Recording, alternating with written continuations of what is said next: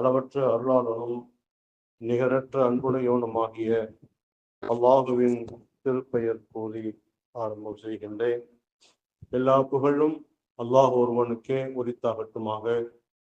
சலாத்தும் சலாமும் கண்மணி நாயகம் முஹம்மது முஸ்தபா ரசூல் ஸல்லல்லாஹு அலைஹி வஸல்லம் அன்னவர்கள் மீதும் அவர்களின் உம்மத்தார்கள், குடும்பத்தார்கள், உத்தம சத்திய சஹாபாக்கள், தாபிஈன்கள், தபா தாபிஈன்கள், அல்லாஹுவின் நல்லடியார்கள் மற்றும் நம் அனைவர் மீதும் உண்டாகட்டுமாக.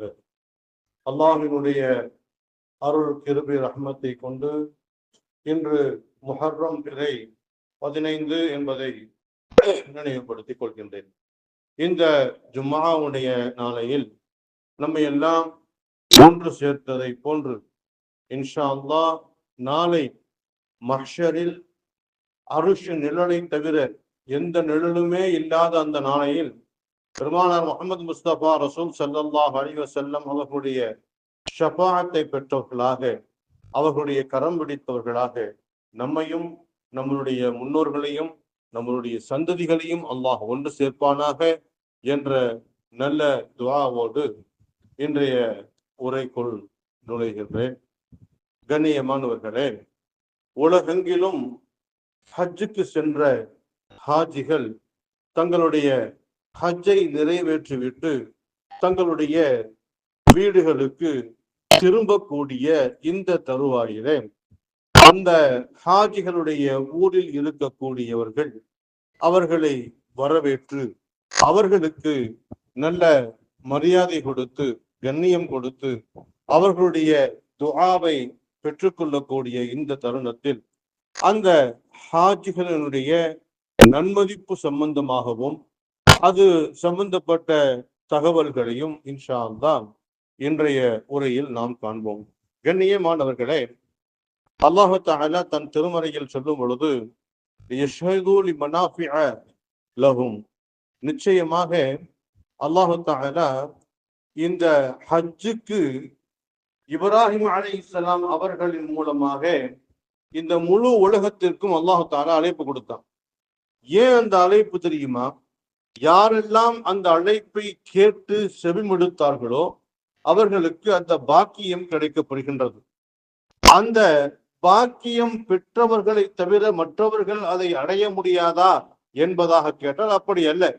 யாரெல்லாம் ஹஜ்ஜுக்கு ஆசை கொள்கின்றார்களோ, பேராவல் கொள்கின்றார்களோ அவர்களுக்கு நிச்சயம் அல்லாஹு தஆலா ஹஜ்ஜுடைய பாக்கியத்தை தருகின்றான். அதுவும் போக இன்னும் ஹஜ்ஜினுடைய ஆசை கொண்டு அதற்குண்டான தயாரிப்புகளையும் செய்து ஹஜ்ஜுக்கு போக முடியாத சூழ்நிலை வந்தாலும் அதற்கும் அல்லாஹு தஆலா ஹஜ்ஜுடைய நன்மை தருவான் அப்படின்னு சொல்லிட்டு இன்னைக்கு காலையில சுபுகுல ஒரு அற்புதமான நிகழ்ச்சியை சொன்னோம். அதை கேட்டவர்கள் அனைவருக்கும் அதனுடைய தாற்பயம் என்ன அப்படிங்கிறது விளங்கும். அன்பானவர்களே, அல்லாஹ் இந்த திருமறையில் சொல்லுவது என்ன தெரியுமா? ஹஜ்ஜுக்கு செல்லக்கூடியவர்களை அல்லாஹு தஆலா முன்னவே அழைச்சிட்டான். அது ஏன்னா அவர்களுடைய நற்பலன்களை அவர்கள் அடைந்து கொள்வதற்காக.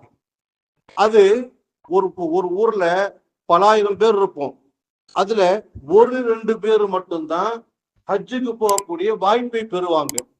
அப்படி ஹஜ்ஜுக்கு போகக்கூடிய அந்த ஹாஜிகள் தங்களுடைய ஹஜ்ஜின் மூலமாக தங்களுக்கு மட்டுமல்ல தங்களை சார்ந்தவர்களுக்கும் தங்களுடைய ஊரில் வசிக்கக்கூடியவர்களுக்கும் நன்மையை பெற்று வருகின்றார்கள். அதனால தான் ஹாஜிகளை வழி அனுப்பும் பொழுதும் நாம் எல்லாம் ஒன்று கூடி சந்தோஷமாக துஆ செய்து அங்கு அனுப்புகின்றோம்.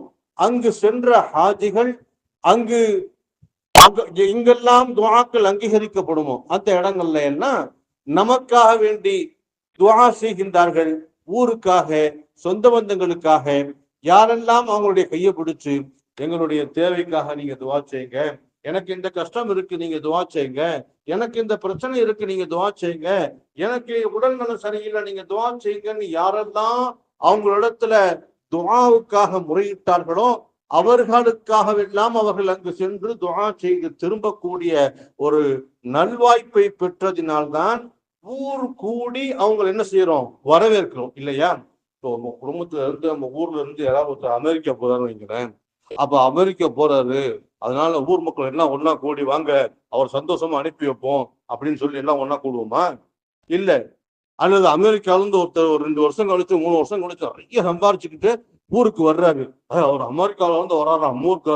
அதனால போய் நம்ம என்ன செய்வோம், அவரை போய் ஊர் எல்லாரும் போய் சேர்ந்து கூடி நின்று பால மரியாதையோட வரவேற்போம்னு சொல்லிட்டு ஊர் மக்கள் ஒன்னா கூடுவாங்களா?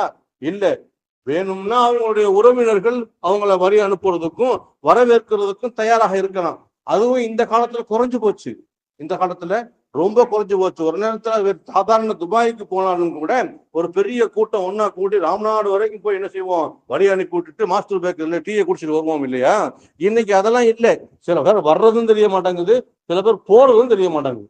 அப்படிப்பட்ட காலத்துலதான் இன்னைக்கு நம்ம வாழ்ந்துகிட்டு இருக்கிறோம். ஆனா ஹஜ்ஜுக்கு போற இந்த ஹாஜிகளுக்கு மட்டும் ஏன் இவ்வளவு மரியாதை, ஏன் இவ்வளவு அந்தஸ்து, ஏன் இவ்வளவு பெரிய ஒரு வரவேற்பு என்று சொன்னால், அவர்கள் பெற்று வரக்கூடிய அற்புதமான அந்த நன்மைகள் இருக்குது இல்லையா, அதுல நாமும் பங்கு கொள்ளணுங்கிறதுக்காக வேண்டும். ஒரு ஹாஜி போயிட்டு திரும்பி வர்றாரு அப்படின்னு சொன்னா, அவருடைய கைகளை பிடித்து முசாபஹா செய்து அவர்களுடைய துஆவை பெற்றுக் கொள்வது ரொம்ப முக்கியம். அவர் தன்னுடைய வீட்டுக்குள் நுழைவதற்கு முன்னால், இன்னும் சொல்ல போனால் இப்படி சொல்லுவார்கள், அவருடைய அந்த ரொட்டீன் லைஃப் இருக்கு இல்லையா, அவருடைய அந்த மாமூலான வாழ்க்கை முறை, அதை ஆரம்பிக்கிறதுக்கு முன்னாடி நாம் அவருடைய கையை பிடித்து முசாபஹா செய்து அவருடைய துஆவை பெற்றுக் கொள்வது நமக்கும் அந்த நன்மை கிடைக்கும் என்ற ஒரு நன்னோக்கத்தில் தான் அவர்களை என்ன செய்கின்றோம், நாம் வரவேற்பு செய்கின்றோம். அப்படிப்பட்ட ஒரு அற்புதமான நிகழ்வு நம்மளுடைய ஊர்லயும் நடந்துச்சு. சரி, இப்ப ஹாஜிகள் வந்திருக்கிறாங்க. வந்த அந்த ஹாஜிகளுக்குல துஆவை பெறுறதுன்னு சொன்ன, நேற்று வரும்போது நம்ம பார்க்க முடியலையே அப்படின்னு சொன்னா, அவங்க வீட்டுக்கு போய் சந்திச்சு கையை கொடுத்து முசாவா செஞ்சு அஸ்ஸலாமு அலைக்கும் சொல்லிட்டு அவங்க திரும்ப பதில் சொல்றாங்கல்ல, வ அலைக்கும் அஸ்ஸலாம் வரஹ்மத்துல்லாஹி வபரகாத்துஹு, அந்த பதில்ல நம்மளுடைய வாழ்க்கைக்கு தேவையான எல்லா துஆவும் அடங்கிருச்சு. அப்படிப்பட்ட அற்புதமான துஆ அந்த சலாத்துக்கும் சலாத்து சொல்லக்கூடிய பதிலுக்கும் இருக்குகின்றது என்பதை முதல்ல நாம விளங்கிக்கிறோம். ஹைர் அல்ஹம்துலில்லாஹ். அப்படிப்பட்ட இந்த ஹாஜிகளை சந்திப்பது ஒரு மிக முக்கியமான ஒரு அல்லாஹுக்கே பிடித்தமான ஒரு செயல். நமக்கும் அல்லாஹு தஆலா ஹஜ்ஜினுடைய பாக்கியத்தை தருவதற்கு ஒரு நல்ல வாய்ப்பாகவும் இது அமைகின்றது என்பதாக பெருமக்கள் சொல்லுவாங்க. அப்படி சென்று வரக்கூடிய ஹாஜிகளுக்கு நம்ம நேற்று பயான்ல கூட பயான் செய்யல, ஒரு 2 வார்த்தை சொன்னோம். அங்கு நம்ம எவ்வளவோ கஷ்டங்களை அனுபவிச்சிருப்போம். அதெல்லாம் நம்ம என்ன செய்ய வேண்டியதில்லை, மக்கள்கிட்ட சொல்ல வேண்டியதில்லை. அங்கு நாம் அடைந்த நற்படங்கள், நாம் கண்ட நல்ல காட்சிகள், நமக்கு ஏற்பட்ட நல்ல அனுபவங்களை மட்டும் சொன்னா போதும். இன்னைக்கு காலையில ஒரு ஹாஜியை சந்திப்பதற்காக வேண்டி போயிருந்தோம். நேற்று ஹஜ்ஜுக்கு போயிட்டு திரும்பி வந்தவங்க அவங்க எல்லாம் இவங்க கடைசி நேரத்துல போனதுனால என்ன ஒரு சூழ்நிலை தெரியுமா, நம்ம ஊர் ஹாஜிகளுமே கூட கடைசி நேரம் போனதுனால பல சிரமங்களை அனுபவிச்சிருப்பாங்க. சாதாரண விஷயம் இல்லை. கடைசி நேரத்துல போறதுங்கிறது பக்கத்துல தங்க முடியாது, காபத்துல்லாஹுக்கு பக்கத்தில் தங்க முடியாது, தொலை தூரத்தில் தான் தங்க முடியும். ஒரு ஹஜ்ஜினுடைய கால அவகாசம் ஒரு 20 நாளைக்கு முன்னாடி போனால் கூட 1 கிலோமீட்டருக்கு அந்த பக்கம் தானே செய்வாங்க, தங்க வைப்பாங்க. ஆனா இவங்க ஹஜ்ஜு பிறந்து 4 நாளைக்கு அப்புறம் தான் போகக்கூடிய ஒரு சூழ்நிலை அவங்களுக்கு ஏற்பட்டுச்சு. அதனால அவங்க என்ன செஞ்சிருக்கிறாங்க, 2 கிலோமீட்டருக்கு 3 கிலோமீட்டருக்கு அந்த பக்கம் தான் தங்கக்கூடிய ஒரு சூழ்நிலை ஏற்பட்டிருக்கும். ஆனா அது ஹஜ்ஜு ஹரம் ஷரீஃபினுடைய எழுகை தான், இல்லைன்னு சொல்லல. அங்கிருந்து இவர்கள் வந்து காபத்துல்லாஹ்வை தொழுகிறது அப்படிங்கிறது அங்க இப்ப இருக்கக்கூடிய அந்த கிரௌடு கூட்டத்தினுடைய சூழ்நிலையில அது ஒரு சாதாரணமான விஷயம் அல்ல. அது அவர்கள் பஸ்ஸை பிடித்து வாகனத்தை பிடித்து வந்து சேரணும்னு சொன்னா சில பேர் 2 பஸ்ஸை எல்லாம் பிடித்து வரக்கூடிய அளவுக்கு தூரத்துல இருந்திருக்கிறாங்க. இன்னைக்கு போய் அந்த ஹாஜியை பார்க்கும்போது அவரு அழுகாத குறையா சொல்றாரு, ஏன் இந்த வருஷம் நான் ஹஜ்ஜுக்கு போனே தெரியல. அப்படி சொல்லக்கூடாது. இது அவர் நம்ம வந்து முன்படத்துக்கான சொல்லல. என்ன சொல்றாருன்னா, நாங்க போய் காபத்துல்லாஹ்வுல தொழுவக்கூடிய வாய்ப்பை இழந்துட்டோங்கிறார். அது எவ்வளவு பெரிய மனசுக்கு வேதனையான ஒரு செயல் அப்படிங்கிறது நமக்கு விளங்குது. ஏன் அவர் இழந்துட்டாருன்னு சொன்னா, ரொம்ப தூரத்துல இருக்குது, தன்னுடைய மனைவியை கூட்டிட்டு போயிருக்கிறாரு. மனைவிக்கு போன இடத்துல உடல்நிலை சரியில்லை, அவங்கள விட்டுட்டு தனியா போக முடியாத ஒரு சூழ்நிலை. அப்படிங்கிற ஒரு சமயத்துல அவங்களை கூட்டிக்கிட்டும் போக முடியல. போய் அந்த காபத்துல்லாவுல தொழுவக்கூடிய பாக்கி எனக்கு ஒரே ஒரு வக்தி தான் கிடைச்சிச்சுன்னு சொன்னான். அது எவ்வளவு பெரிய வரும். அந்த மாதிரியான கஷ்டங்கள் இருக்கும், ஏற்பட்டு. அன்பிற்குரிய பெருமக்களே, இந்த கஷ்டங்கள் ஏற்படுகிறது என்று சொன்னால் அதற்கு அல்லாஹாலா பன்மடங்கு கூடிய தர்றான். இங்கிருந்து போறவங்க, ஹஜ்ஜுக்கு போறவங்க எவ்வளவு சிரமப்பட்டு போறாங்க தெரியுமா?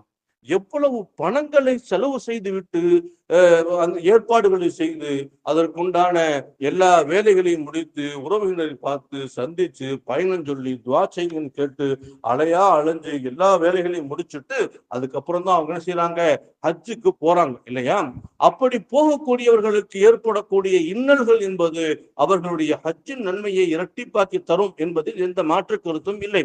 அன்பான பெருமக்களே, அப்படி போயிட்டு வந்த அந்த ஹாஜிகளிடம் அவர்கள் சொல்லக்கூடிய அந்த விஷயங்களை கொஞ்சம் கவனமாவே கேட்கணும். அப்படியா அப்படியா இவ்வளவு சிரமப்பட்டிருக்கிறீங்களா? அவங்கள்ட்ட நம்ம சொல்றது என்னன்னா, நீங்க பட்ட சிரமத்தை சொல்லாதீங்க என்பதுதான். ஏன்னா அது அல்லாஹு தஆலா அவனுடைய திருப்பொருத்தத்தை பெற்றுத்தரக்கூடிய ஒரு விஷயத்தில் சடைவை ஏற்படுத்தி விடக்கூடாது என்பதற்காக அப்படி அவங்க சொல்றாங்கன்னு சொன்னா அவங்களிடத்தில் நாம் என்ன செய்யணும்? ரொம்ப அவங்களுக்கு மனசுக்கு ஆறுதல் தரக்கூடிய அளவுக்கு வார்த்தைகளை பயன்படுத்தும். பிடியின் ஹஜ் என்று சொல்வதாக ஒரு கிதாப், ஒரு புஸ்தகம் 1960 போயிட்டு வந்த ஒரு ஹாஜி தன்னுடைய ஹஜ்ஜின் அனுபவத்தை மலையாளம் கேரளாவில் அவர் எழுதியிருக்கிறாரு. அந்த புஸ்தகத்துக்கு நேஷனல் அவார்டு ஒன்று கிடைச்சிச்சு. அதுக்கு நேஷனல் அவார்டு கிடைச்சதுனால அதற்கு தமிழாக்கமும் செய்து தமிழிலும் அந்த புஸ்தகம் இருக்குகின்றது. பிடியின் ஹஜ் என்பது அந்த ஹஜ், அந்த புக்கினுடைய விளக்கம். அது பிடி மீரான் முசலியார் என்று சொல்லக்கூடியவர் அந்த புஸ்தகத்தை எழுதி. பிடி மீரான் முசலியார் என்பது, மீரான் குட்டி முசலியார் என்பது அங்கு கேரளாவில் இருக்கக்கூடிய ஒரு பள்ளியினுடைய இமாம். அவரு தன்னுடைய ஹஜ்ஜினுடைய அனுபவத்தை அதில் எழுதுறார். என்ன எழுதுறாருன்னா, அவருடைய ஊரை சேர்ந்த ஜமாத்தினுடைய மிக முக்கியமான ஒரு பிரமுகர். அவர் என்ன செய்யறாரு, ஹஜ்ஜுக்கு போறாரு. 1960 அப்போ இந்த பாஸ்போர்ட் இந்த மாதிரியான இஷ்யூ எல்லாம் கிடையாது. எந்த விதமான ப்ரொசீஜரும் இல்லாத ஒரு காலகட்டம். கப்பல்ல தான் பிரயாணம் போகணும். சமீப காலமாக, அதாவது 75க்கு முன்னால் உள்ள கப்பல்கள் எல்லாம் பாத்தீங்கன்னா குறைஞ்சபட்சம் ஒரு வாரத்திலிருந்து 12 நாட்களாகும் காபத்துல்லாஹ் சேருவதற்கு. 60களில் இருந்த அந்த கப்பல்களுக்கு பாத்தீங்கன்னு சொன்னா பயணம் புறப்பட்டாங்கன்னா ஒரு மாசத்திற்கும் அதிகமாக பிரயாண தூரம் போகும் கப்பல்ல போறோம். அப்ப கப்பல்னா அதிகம். அன்றைக்குரியவர்கள் இப்போ இந்த கிராமங்கள்ல உள்ளவங்களை பாத்தீங்கன்னு சொன்னா கப்பலுக்கு போயிட்டாங்கன்னு சொல்லுவாங்க. பிளைட்லயே போனாலும் கப்பல்ல போயிட்டாங்க சொல்லுவாங்க. அன்றைக்குரியவர்களே, இப்ப இந்த முசலியார்னா பள்ளியினுடைய இமாம், அந்த நிர்வாகி சொல்றாரு, வாங்களேன் என் கூட நீங்க திருவனந்தபுரம் என்னைய அனுப்பி விட்டுட்டு வாங்கன்னு சொல்லிட்டு கூப்பிட்டு போறாரு. அப்படியே ஹஜ்ஜுக்கு போகும்போது அவரை பிளைட்ல ஏத்துறதுக்கு ஊர்ல பாதி பேர் கூட போவார். அப்ப அதனுடைய புனிதமாக நினைச்சாங்க. அப்ப அங்க வரைக்கும் போயாச்சு, திருவனந்தபுரம் போயாச்சு, ரயில்வே ஸ்டேஷன் போய் ரயில் ஏற போறாங்க. மும்பைக்கு போய் தான் கப்பல்ல போகணும். அப்ப போய் ஏறும் போது முசலியார் இது வரைக்கும் வந்துட்டீங்க, மும்பை வரைக்கும் வாங்கலேன், என்னைய வழி அனுப்பிட்டு வாங்கணும். உங்களுடைய அந்த செய்திகள் எல்லாம், அந்த ஹஜ்ஜனுடைய செய்திகள் எல்லாம் நீங்க சொல்லணும், அதை நான் கேட்டுக்கிறணும், இன்னும் தெரிஞ்சுக்கிறணும்னு ஆசையா இருக்குது அப்படின்னு சொல்லிட்டு வேற வழி இல்லாம முசலியாரும் கூடயே போறாரு. எங்க மும்பை அங்க இருந்து மும்பைக்கு போகணும்னு சொன்னா அப்ப 5 நாள் ஆகும், 6 நாள் கூட ஆகும். இப்ப மாதிரியான அதிவிரைவு பேருந்துலாம் அப்ப கிடையாது. இப்பமே ஒரு பகல் 2 இரவு அல்லது 2 பகல் 1 இரவு போகக்கூடிய தூரத்துல இன்னைக்கு மும்பை இருக்கு, சென்னையில இருந்து. அன்பிற்குரியவர்களே, மும்பை வரைக்கும் முசலியார் கூட போயிட்டாரு. ஹஜ்ஜனுடைய விஷயங்கள் எல்லாத்தையும் சொல்லி கொடுத்துக்கிட்டே போறாரு. போய் அதுக்கப்புறம் என்ன செய்யறாரு, கப்பல்ல ஏற போகும்போது முசலியார், நீங்களும் வந்துருங்களேன், உங்களுக்கு தேவையான எல்லா செலவுகளையும் நான் பார்த்துக்கிறேன் அப்படின்னு சொன்னா, கப்பல்ல இடம் இல்லை, சீட் இல்லை. இருந்தாலும் அதிக சீட்டை காசை கொடுத்து அங்க இருக்கக்கூடிய ஒரு ஓரஞ்சாலத்துல இடம் கிடைச்சாலும் போதுங்கிற அடிப்படையில என்ன செஞ்சிட்டாரு, கப்பல்ல ஏறிட்டார். கப்பல்ல அந்த போயிட்டு வந்த அந்த அனுபவத்தை, அப்போ இந்த 1 மாத காலத்திற்கும் மேலாக கப்பலில் பிரயாணம் என்பது சும்மா சாதாரணமா வழி அனுப்பணும்னு வந்தவர் என்ன ட்ரெஸ் எடுத்து கொடுத்துருப்பாரு, எந்த விதமான உடையும் எடுத்திருக்க மாட்டாரு, போதுமான எந்த விதமான அவருக்கு தேவையான மருந்து மாத்திரை கூட எடுத்திருக்க முடியாது. அப்ப அப்படிப்பட்ட ஒரு காலகட்டத்துல அவர் போயிருந்து வந்த 1 மாத கால கப்பல் பிரயாணங்கிறது எவ்வளவு சிரமத்தை ஏற்படுத்தியிருக்கும். நான் என்ன சொல்ல வர்றேன்னா, அவ்வளவு சிரமப்பட்டு ஹஜ்ஜினுடைய பிரயாணத்தை மேற்கொண்டு ஹஜ்ஜுக்கு போய் ஹஜ்ஜை முடித்து விட்டு திரும்பி வருவது என்பது ரொம்ப சிரமமான ஒரு காரியம். ஆனால் இவர் அந்த ஹஜ்ஜினுடைய அனுபவத்தை எழுதியிருக்கக்கூடிய அந்த வார்த்தைகள், அந்த வரிகள், அங்கு ஏற்பட்ட அவருக்கு நல்ல அனுபவங்களை மாத்திரம் அதுல என்ன செய்யறாரு, அந்த புக்குல குறிப்பிடுறாரு. அதனால அந்த புக்குக்கு நேஷனல் அவார்டு கொடுக்கப்பட்டது என்பதாக நாம என்ன செய்யறோம் பார்க்கிறோம். நான் என்ன சொல்றேன்னா, இந்த மாதிரி ஹஜ்ஜுகளுடைய கஷ்டங்களை மக்களுக்கு எடுத்து சொல்ல வேண்டிய அவசியம் இல்லை. சரி, இப்ப ஹஜ்ஜுக்கு போயிட்டு வந்த ஹாஜிகள் இடத்துல போய் என்ன செய்யறோம், போய் பார்க்க போகும்போது அவங்க என்ன தர்றாங்க, நமக்கு பார்க்க வர்றதுனால நமக்கு பரிசு, மிகப்பெரிய அற்புதமான பரிசு. அது எங்கேயுமே உலகத்துல கிடைக்காத ஒரு பரிசு, ஜம்சம் தண்ணி. இன்னைக்கு பேரிச்சம்பழத்தை எங்கே வேணாலும் வாங்கிக்கிறலாம். இன்னைக்கு ஜம்சம் தண்ணியை கூட நம்ம வாங்கலாம். ஆனா பல இடங்கள்ல கலப்படம் உள்ள ஜம்சம் தண்ணியைத்தான் கொடுக்குறாங்க என்பதாக நாம என்ன செய்கின்றோம், வலைதளங்கள்ல பார்க்கக்கூடிய ஒரு செய்தியை இங்க பதிவு செய்யறோம். அன்பிற்குரியவர்களே, அப்படி தரக்கூடிய அந்த ஜம்சம் தண்ணிய குடிக்கிறதுக்குன்னு ஒரு முறை இருக்கு. இப்னு அப்பாஸ் ரலியல்லாஹு அன்ஹு தவாப் செய்யறாங்க. தவாப் முடித்து விட்டு ஜம்சம் தண்ணி குடிக்க வரப்போகும்போது அங்கு தவாப் செய்து கொண்டிருந்த ஒருத்தர் செய்யறாரு, ஜம்சம் தண்ணியை குடிக்கிறதுக்காக வேண்டி தன்னுடைய கையில எடுக்கிறாரு. அப்ப இப்னு உமர் கேட்கிறாங்க, என்ன செய்ய போறீங்க? தண்ணி குடிக்க போறீங்க. ஜம்சம் தண்ணி குடிப்பதனுடைய முறை உங்களுக்கு தெரியுமா அப்படின்னு கேட்கிறாங்க. ஜம்சம் தண்ணி குடிக்கிறதுக்கு என்ன முறைன்னு எனக்கு தெரியலையே, சொல்லித்தாங்க அப்படின்னு சொல்லும்போது, யார் அந்த ஜம்சம் தண்ணியை எதற்காக குடிக்கிறாரோ அந்த அந்த நியத்தை அல்லாஹ் தஆலா என்ன செய்கின்றான், ஹாசிலாக்கி தந்துடுறான். அப்படின்னு சொன்னா, எந்த நியத்தோடு நாம ஜம்சம் தண்ணியை குடிக்கிறோமோ அந்த நியத்தை அல்லாஹ் தஆலா என்ன செய்வான், நிறைவேற்றி தருவோம். உதாரணமா, நமக்கு ஒரு நோய் இருக்குது, அந்த நோயை குணப்படுத்தணும் அப்படிங்கிறதுக்காக வேண்டிய அல்லாஹ், நான் இந்த ஜம்சம் தண்ணியை குடிப்பதன் மூலமாக என்னுடைய நோயை குணப்படுத்து, அல்லது என்னுடைய வேற ஏதாவது உங்களுக்கு தேவை, உடல் ரீதியாக, உலக ரீதியாக, மார்க்க ரீதியாக, பயண ரீதியாக, திருமண ரீதியாக, எந்த ரீதியாக இருக்கக்கூடிய உங்களுடைய தேவையாக இருந்தாலும் நீங்க ஜம்சம் தண்ணிய அந்த நியத்தோட குடிக்கிறீங்கன்னு சொன்னா அது உங்களுக்கு நிச்சயம் நிறைவேறும். ஒரு ஹதீஸ் இருக்குது, 7 நாட்கள் சரியாக 7 பேரிச்சம்பழங்கள், அஜுவா என்று சொல்லக்கூடிய உயர்தரமான பெருமான சாஸ்திரம் அவர்களுக்கு பிடித்த பேரிச்சம்பழங்களை சாப்பிட்டு வயிறு நிறைய தண்ணீரை குடிப்போம்னு சொன்னா, எதற்காக அதை குடிச்சோமோ அது அந்த நியத் நிறைவேறும் என்பதாக நமக்கு சொல்லித்தரப்பட்ட ஒரு விஷயம். அப்ப அந்த நிச்சயத்துக்காக நம்ம எவ்வளவு செலவு பண்ணாலும் பிரச்சனை இல்லை. நம்ம இன்னைக்கு என்ன செய்யலாம், போகக்கூடியவங்களுக்கு அல்லது வெளிநாட்டில் இருக்கக்கூடியவங்களுக்கு பணங்காசு அனுப்பி எனக்கு ஒரு 2 கிலோ அஜுவா பேரிச்சம்பழமும் எனக்கு ஒரு 20 லிட்டர் தண்ணி அனுப்பி வைன்னு சொன்னா அவங்க அனுப்பி வைப்பாங்க. அந்த துவாவை நம்ம என்ன செய்யலாம், இந்த ஹதீஸினுடைய பெருமதியை அறிந்து கொள்ளலாம். இப்ப நான் சொல்ல வர்றது என்னன்னா, அந்த ஜம்சம் தண்ணீரை எதற்காக குடிக்கிறோமோ அந்த நியத்தை அல்லாஹ் தஆலா கபூல் செய்யலாம். அப்துல்லாஹ் இப்னு முபாரக் ரஹ்மத்துல்லாஹி அலைஹி என்ற ஒரு மிகப்பெரிய பெரியார், அவரை பத்தி இன்னைக்கு காலையில சுபுஹ் பயான்ல கூட சொன்னேன். அவர் தன்னுடைய கிதாபுல ஒரு செய்தி எழுதுறார்.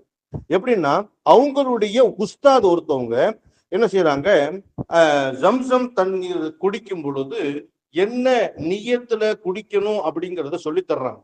அவங்க எப்படி குடிப்பாங்கன்னு சொன்னா, யா அல்லாஹ், நான் இந்த ஜம்சம் தண்ணீரை குடிப்பதினால் நாளை மஹ்ஷரில் எனக்கு ஏற்பட இருக்கக்கூடிய தாகத்தை தணிப்பதற்காக நான் இந்த ஜம்சம் தண்ணீர். எவ்வளவு பெரிய உயர்ந்த எண்ணம் பாருங்க.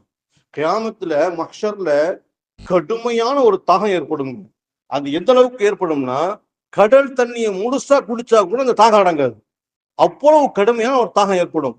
அந்த தாகத்தை தீர்ப்பதற்காக இந்த தண்ணீரை நான் குடிக்கிறேன் என்று நியத்தோடு ஜம்சம் தண்ணீரை குடிப்பார்கள் என்பதாக தங்களுடைய கிதாபுகள்ல அவங்க எழுதக்கூடிய செய்தியை பார்க்கணும். இன்னைக்கு சூழ்நிலை சுமார் ஒரு 5-10 வருஷத்துக்கு முன்னாடி எல்லாம் ஹஜ்ஜுக்கு போயிட்டு வர ஹாஜிகளுக்கு 10 லிட்டர் கேன்ல என்ன செய்வாங்க, ஃப்ரீயாவே தண்ணி கொடுப்பாங்க. அப்ப அந்த தண்ணியை எடுத்துக்கிட்டு வருவாங்க. ஒரு குடும்பத்துல 3 பேர் 4 பேர் போனாங்கன்னு சொன்னா பறக்கத்தான தண்ணி கொண்டு வருவாங்க. எல்லாத்துக்கும் அதை நல்லா விளம்புவாங்க, எல்லாத்துக்கும் கொடுப்புவாங்க. அது எல்லாருமே ஒரு புனிதமா நினைச்சு குடிச்சிட்டு வருவோம். ஆனா இன்னைக்கு கால சூழ்நிலை அப்படி இல்லை. வெறும் 5 லிட்டர் தண்ணி தான் கொடுக்குறாங்க, அதைத்தான் கொண்டு வர முடியுது. அதுக்கு மேல கொண்டுட்டு வந்தா ஏர்போர்ட்டை கொண்டுகிட்டு வர முடியாத சூழ்நிலை. ஆனா இங்க போகக்கூடிய ஹாஜிகள் போகும்போது வரும்போதெல்லாம் ஒரு பாட்டில் என்ன செய்வாங்க, புடிச்சு வச்சு பேக்குகள்ல வச்சு கொண்டுட்டு வருவாங்க. அது அல்லாஹ்வுடைய நாட்டுன்னு வைங்களேன். இந்த ஜம்சம் தண்ணி அவ்வளவு பறக்கத்தானது. இப்படி கட்டுப்படுத்த வேண்டிய அவசியம் கூட இல்லை. ஒரு ஆளுக்கு 5 லிட்டர் தான் என்று கட்டுப்படுத்த வேண்டிய அவசியம் இல்லை. இப்ப இருக்கக்கூடிய இந்த கவர்மெண்ட் அப்படி வச்சுட்டாங்களே தவிர, ஆனால் ஜம்சம் தண்ணியினுடைய பறக்கத்தை அவமதிப்பாகத்தான் இதை நான் கருதுகிறேன். ஏன் அப்படின்னா, ஒரு சாதாரண 12க்கு 8 அளவுள்ள ஒரு கிணறு தான் அந்த ஜம்சம் கிணறு. ஒரு நாள் ஒன்றுக்கு இந்த ஹாஜிகள் 40-50 லட்சம் ஹாஜிகள் சென்றிருக்கிறாங்க. குறைஞ்சபட்சம் ஒரு ஆளுக்கு ஒரு நாளைக்கு 1 லிட்டர்னு சொன்னாலும் அந்த ஹாஜிகள் 50 லட்சம் லிட்டர் தண்ணீரை அதுல இருந்து எடுக்கிறாங்க. மாத்திரமல்ல, பக்கத்தில் இருக்கக்கூடிய நாடுகளுக்கும் பைப்லைன் வழியாக என்ன செய்கின்றது, மதினா போன்ற நகரங்களுக்கு இந்த ஜம்சம் நீர் செல்லக்கூடிய காட்சியை, அந்த செய்திகளை நம்ம பார்க்கிறோம். அங்க போய் அதை என்ன செய்யறோம், மதினாவிலேயும் ஜம்சம் தண்ணியை எப்பவுமே குறையாம இருக்குது குடிச்சுக்கிட்டு இருக்கிறோம். இவ்வளவு அதிக பறக்கத்துள்ள தண்ணி. இது மாத்திரமல்ல, ஊருக்கு போறவங்களும் என்ன செய்யறாங்க, எக்கச்சக்கமா எடுத்துட்டு போறாங்க. அவ்வளவு அற்புதமான அந்த தண்ணீர். அந்த தண்ணீரை இன்னைக்கு 5 லிட்டர் தான் கொண்டுட்டு வர்றாங்க.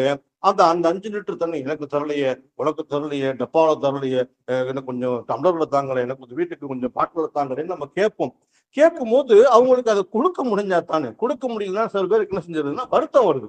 சரி, யாரும் வருத்தப்படக்கூடாதுங்கிறதுக்காக என்ன செஞ்சிடறாங்க, தண்ணியை கலந்து, நம்ம ஊர் தண்ணியை சேர்த்து கலந்து கொடுத்துடுறாங்க.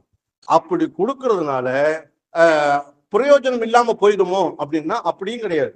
இப்போ உதாரணமா, ஒரு டம்ளர்ல 1/2 டம்ளர் ஜம்சம் தண்ணி, 1/2 டம்ளர் சாதா தண்ணின்னா, அந்த 1/2 டம்ளர் ஜம்சம் தண்ணிக்கு என்ன நன்மை கிடைக்குமோ அந்த நன்மை நமக்கு கிடைச்சிரும்.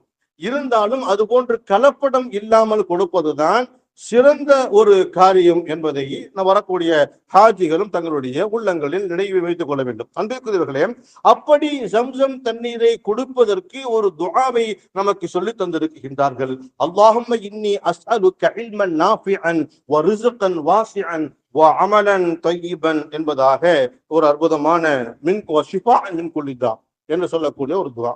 அதாவது அந்த ஜம்சம் தண்ணி குடிக்கிறதுக்கு முன்னாடி நம்ம என்ன செய்யணும், யா அல்லாஹ், நான் உன்னிடத்திலே பிரயோஜனமான கல்வியை கேட்கின்றேன். கல்வின்னு சொன்னா அது எல்லாருக்குமே, வயசாச்சு நம்ம கல்வியை கேட்க போறோம் அப்படின்னு இல்லை. பிரயோஜனமான கல்வின்னு சொன்னா இது போன்ற பயான்களின் மூலமாக கிடைக்கக்கூடிய கல்வியும் கல்விதான். அப்ப அந்த மாதிரி பிரயோஜனமான கல்வியை கேட்கிறேன். என்னுடைய ரிசுக்கில் விசாலத்தை கேட்கிறேன். உணவுல மட்டுமல்ல, நம்முடைய உடைகளில், நம்முடைய வாகனத்தில், நம்முடைய செல்வங்களில், நம்மளுடைய உடலில் இருக்கக்கூடிய எல்லா நோய்களில் இருந்தும் நான் ஷிஃபாவை கேட்கின்றேன் என்று அல்லாஹ் தஆலாவிடத்துல ஒரு துஆவை செய்துவிட்டு அந்த ஜம்சம் தண்ணியை குடிப்பது சுன்னத்தான நடைமுறையாக இருக்குகின்றது. சில பேர் என்ன சொல்லுவாங்கன்னா, ஜம்சம் தண்ணி குடிக்கும் போது நின்றுகிட்டு தானே குடிக்கணும், கிப்லாவை முன்னோக்கி தலையில துணி இல்லாம தான் குடிக்கணும், இது பிறகு என்ன சும்மா உட்கார்ந்துக்கிட்டு சும்மா சாதாரணமா குடிக்கிறாரு என்பதாக சொல்லக்கூடிய ஒரு வார்த்தைகளை பார்க்கிறோம். இது விஷயமா மார்க்க சட்டம் என்ன சொல்லுது அப்படின்னு கேட்டீங்கன்னா, அதாவது ஹஜ்ஜுக்கு சென்றிருக்கக்கூடிய ஹாஜிகள் தவாப் செய்யக்கூடிய, அதாவது உம்ரா செய்யக்கூடிய நேரத்துல, இஹ்ராம் கட்டிருக்கக்கூடிய நேரத்துல தவாஃபை முடிச்சு விட்டு வேக வேகமா போய் என்ன செய்யணும், ஜம்சம் தண்ணியை குடிக்கணும், மக்காம் இப்ராஹிம்ல 2 ரக்காத் தொழுகணும், வேகமா போய் என்ன செய்யணும், சஹி செய்யணும், சஃபாவுக்கும் மர்வாவுக்கும் மத்தியில என்ன செய்யணும், தொங்கோட்டம் போடணும். இந்த காலகட்டத்துல போய் டம்ளர்ல எடுத்துக்கிட்டு ஒரு ஓரமா உட்கார்ந்து பிஸ்மில்லா ரஹ்மான் ரஹீம் சொல்லிட்டு தலையில துணி அப்படி அவங்களுக்கு சட்டம் கிடையாது. அவங்களுக்கு தலையில துணி இல்லாம தான் இருப்பாங்க. இஹ்ராமோட மட்டும்தான் இருக்கும், தலையில தொப்பி இருக்காது. அவங்களுக்கு தொப்பி போட வேண்டிய அவசியம் இல்லை. அப்ப அவங்க என்ன செய்வாங்க, சாதாரணமா என்ன செய்வாங்க, நின்று குடிச்சிட்டு போவாங்க. நமக்கு அப்படி செய்யணுங்கிற அவசியம் இல்லை. நம்ம கிப்லாவை முன்னோக்கி குடிக்க வேண்டும் என்பது சுன்னத்தான நடைமுறையாக இருந்தாலும் சாதாரணமாக என்ன செய்யலாம், உட்கார்ந்து 3 மிடர் குடிக்கணும். வயிறு நிறைய குடிக்கணும் அப்படிங்கிறது சுன்னத்து. அதுதான் உடம்பில் இருக்கக்கூடிய ஷிஃபாவை தரும். போய் இப்ப வந்திருக்கிற ஹாஜியத்துல வயிறு நிறைய ஜம்சம் குடிக்கணும், எனக்கு ஒரு சொம்பு நிறைய தண்ணி தாங்க கேட்ட கொடுப்பாங்களா? கொடுக்க மாட்டாங்க, கொடுக்கவும் முடியாது. அது அவங்களுக்கே கிடைக்காது. அப்படிப்பட்ட சூழ்நிலையில அங்க போறவங்களுக்கு, ஹஜ் செய்யக்கூடியவங்களுக்கு, தவாப் செய்து விட்டு ஜம்சம் தண்ணியை குடிக்கிறவங்களுக்கு வயிறு நிறைய தண்ணி குடிக்கணும். அப்படிங்கும் போது அப்படி குடிச்சா அவங்களுக்கு அந்த நன்மை கிடைக்கும். நமக்கு வர்றவங்கள்ட்ட ஒரு நாக்க நினைக்கிற அளவுக்கு தண்ணி கிடைக்கும். ஒரு சின்ன இப்போ அங்கேருந்து ஒரு அவுன்ஸ் இது கொண்டு வந்துடுறாங்க, ஒரு 5 ml இந்த டானிக் ஊற்றுவோமே அந்த மாதிரி ஊற்றி தரக்கூடிய அளவுக்கு தான் தண்ணி கொண்டு வர முடியும் அவங்களுக்கு, அவ்வளோதான் கொடுக்க முடியும். அது ஒரு பரக்கத்துக்காக அந்த செய்யலாம். நம்ம என்ன நீயத்து, யாரெல்லாம் வரக்கூடிய ஆண்டு நானும் ஹஜ்ஜுக்கு போகணும் அப்படிங்கிற நீயத்தோட அந்த ஒரு சொட்டு தண்ணியை குடிச்சாலும் அந்த தண்ணிக்கு மதிப்பு இருக்கு.